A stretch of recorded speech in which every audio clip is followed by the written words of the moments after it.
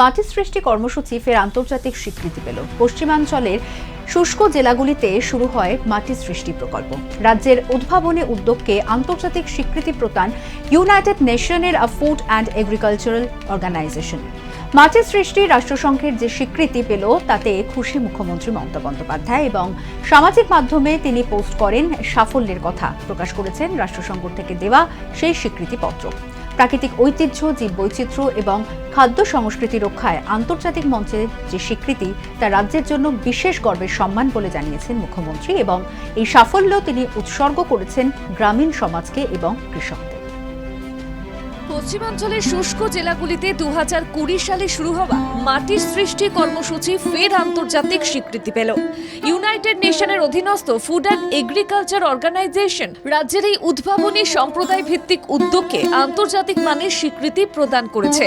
প্রাকৃতিক ঐতিহ্য ও বৈচিত্র্য সংরক্ষণের ক্ষেত্রে যোগ্য কমিউনিটি ইনিশিয়েটিভ হিসেবে স্বীকৃতি দেওয়া হয়েছে এই কর্মসূচিকে।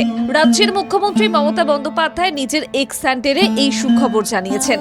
মুখ্যমন্ত্রী সোশ্যাল মিডিয়া পোস্টে লিখেছেন, মাটির সৃষ্টি একটি সৃজনশীল ও বহু দপ্তর সমন্বিত প্রকল্প, যেখানে ভূমি, সেচ ও পঞ্চায়েত দপ্তরের কৌশল একত্রিত হয়ে অনাবাদী, শুষ্ক ও একফসলি জমিকে বহুফসলি ও উর্বর করে তোলার লক্ষ্য নেওয়া হয়। পুকুর খনন ও অন্যান্য সেচ ব্যবস্থা গড়ে তুলে কৃষিযোগ্য জমির পরিমাণ বাড়ানো হয়েছে। ফলত উদ্যান পালন ও সবজি চাষ সহ বহুমুখী কৃষিকাজে উৎসাহ বৃদ্ধি পেয়েছে।